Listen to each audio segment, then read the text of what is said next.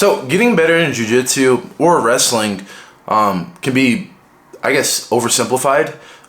What I mean is oftentimes you'll hear people say just drill, drill, drill, drill, drill, drill. And even I found myself kind of falling for this drill, drill, drill, drill, drill, drill, drill method of training. Now, I do believe in drilling. I think it is great, especially for exercise, kind of developing a bit of a feel for a technique. But at the end of the day, I do genuinely believe that there is a point of diminishing returns with over drilling and over rolling, meaning when I say over rolling, I mean there's a point of diminishing returns with just doing a ton of live rounds. You know what I mean? Like you go to practice, you do your drills, and then you put 6 to 7 minutes on the clock and you just go pojada the whole time. I think this will do two things. Number one, you're just working on your conditioning at that point. And number two, because you're working on your conditioning, you'll often get really tired and your technique will often get extremely sloppy and unfocused. So today I want to talk about 3 ways to improve without live rolls. And when I say live rolls, again, I mean full rounds with no objective focus in your rounds. Again, this applies to wrestling and jiu-jitsu. It is not just for jiu-jitsu. Number one is watch film. Weekly, I'll rather say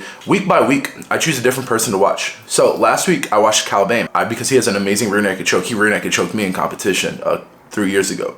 But I didn't take it personally. I wanted to learn his rear naked choke details. I've gotten a lot better at rear naked chokes. Was able to secure 2 rear naked chokes at no-gi pans, and it's because I put a really big focus on watching people like Kyle and trying to do the little things that I see him repeat over and over again in film. That's one of the great things about watching film. I wouldn't just say watch one match. It's hard to pick up like overarching themes in one match because there's so much variability. So instead, I would say, let's use Kyle as an example. Let's say I watched 5 of Kyle's matches, and I looked for 5 matches where he got rear naked chokes. You can go on Flow or flowgrappling.com and find the matches, and it tells you exactly how to get it. So I watched 5 matches with Kyle Bame's rear naked choke. And I'm like, what is a consistent theme, even though the variability changes, that he uses in order to get his rear naked choke? Kyle loves to go, one thing I learned, Kyle loves to go S-grip, and then he'll pull, and then he'll go gable, and then he'll shoot his rear naked choke. Well, I did that in competition. I was able to finish rear naked chokes just from watching. Although so many things changed, that this little hand fighting sequence almost never changed in 5 matches. Watching film is amazing, right? It's one of the key things. If you want to get better, I would drill less and watch more film. Again, someone's going to be here and be like, you have to drill, you have to drill. I didn't say you didn't. It doesn't mean not saying that you do not have to drill. I think there is value in drilling. But oftentimes, at some point when you start to just go through the motions, I think you start to lose value, and now you're just working on your cardio, which is not a bad thing. You need cardio, especially for a sport like jiu-jitsu. The next thing I'm going to say, guys, after watching film is to start studying instructionals. I love Submeta. It's cheap,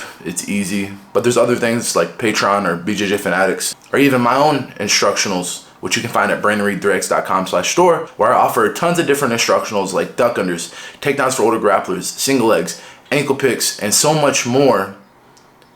Pretty cheap, much cheaper than normal market price, and my own website. So you're supporting me, you're not supporting a corporation, right? But watching instructionals is so important. For me, a big game changer in my game was when I started watching Submeta, Lachlan Giles, and I started to develop my headquarters game. At ADCC Trials, I was able to pass pretty much everyone using headquarters and a knee cut. This is because I watched Submeta, and I was able to just pick out little details. Now, again, I don't drill a ton when I watch these instructionals. So what I'll do is, I think I heard Nicky Rod say it on a recent Simple Man podcast, and I totally agree with him. What I usually do is I'll watch something, I'll hit it 2 or 3 times, like as far as like I'll drill it like 2 or 3 times, and then once live rounds start, I'll try to do that. When we're in open rounds, right? When open rounds start, I'll try to focus on that thing I saw in my instructional. The reason, again, I like to do this versus just drilling it 1,000 times is so I can start to play with the variability. Okay, what are the looks? What are the feels? What does he do when I do this? For example, I just dropped my ankle pick instructional. Ankle picks, the gold medal takedown, which breaks down my best it breaks down one of my best takedowns. One of the takedowns that I hit to an extremely high percentage. You guys can click the link above or check out the description below to check out that. One of the great things about doing instructionals is I'll look at a technique, I'll drill it 2 or 3 times on somebody, and then I'll go and live and I'll try to problem solve. Okay, I do headquarters knee cut. The person likes to grab on my ankle, right? So they get that ankle grip. Okay, that's a little frustrating. I didn't see that in instructional. Okay, let me play around with it. Okay, now knee to the chest, now we go. It's really important, in my opinion, to watch instructionals and then try to play with those instructionals when you do your full rounds. But it's funny because it brings us to our next point, and it takes those full rounds into almost a situational round. So my third and final point is, after you've watched film, after you studied instructionals, or I'm not even gonna say after, but in the process of doing all this, because it's more of a holistic approach. It's not like I do this and this and this, but as I'm doing all these together, just a really good habit is to do situational rounds. Now, for me, the situational rounds I tend to do, I teach a class tonight at 450 Jiu-Jitsu in Laval. Commonly, the situations that we'll do is back mount, turtle, mount, pass and defend, okay? Sometimes we'll do connection rounds, which is like pass and defend, but just outside passing. When you do these very specific situational rounds, you get tons of live reps, meaning reps with resistance. Again, I'll just say, like, my back game has gotten way better because for about a year, I've just started on my partner's back and looked to choke. At the same time, we'll switch, right? Switch back and forth. My partner will start on my back, look to choke.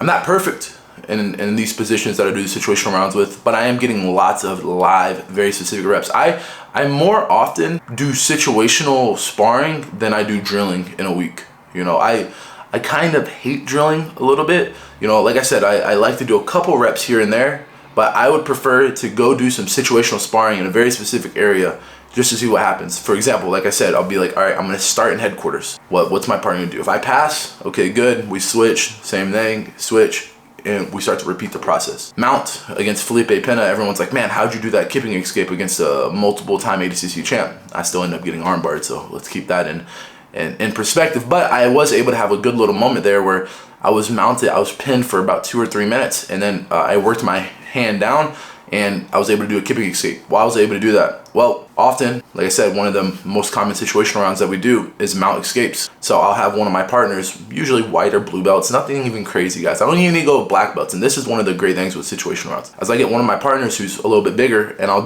only do mount rounds with that partner, like the really big partner. Shout out to Ralph.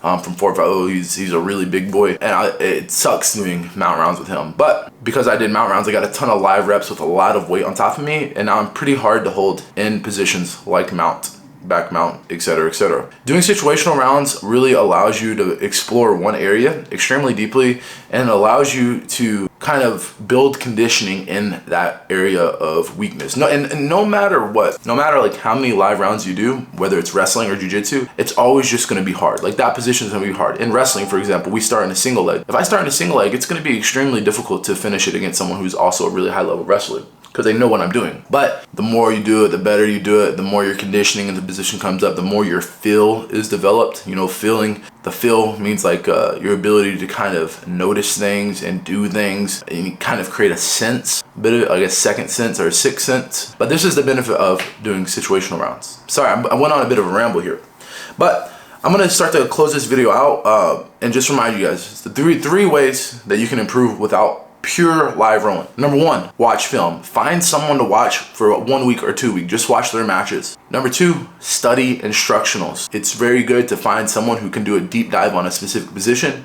You don't need to drill the moves from an instructional 1,000 times. Just kind of play around with it a little bit. This is what I do, and then try to apply those into the next thing, doing situational rounds. If you find yourself getting submitted or passed or taken down quite often by specific techniques or specific people, do more situational rounds in your area of weakness. You're never gonna be perfect. I'm not perfect. Me making this video does not mean that I am the best guy in the world. I'm not. You guys know that, right? I'm just like you. I'm just getting better too. But I do know the benefit of doing these situational rounds, where I've seen it myself progressively get better and better, and eventually there's this domino effect in certain positions where you'll start at least escaping from people with much more experience than yourself. With that being said, guys, like I said earlier, my instructionals are out at BrandonReed3x.com.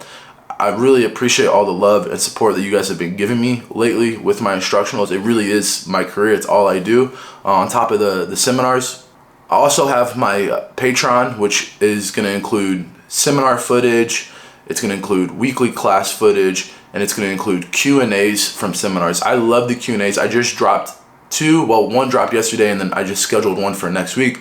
But the Q&As are some of the funnest parts of seminars, because sometimes there's good questions, sometimes there's not the best questions, but usually there's little nuggets in a 10-minute Q&A, 15-minute Q&A that can change your game dramatically. So again, click the link above or click the links or check out the links in the description below to join my Patreon. 7-day free trial. After that, I believe it's like $12 US, 17 bucks Canadian. Other than that, guys, if you have any questions, I mean any questions, there's no dumb questions, please leave them in the comments down below, and I'll do my best to pick the best ones and answer them. Thanks for watching.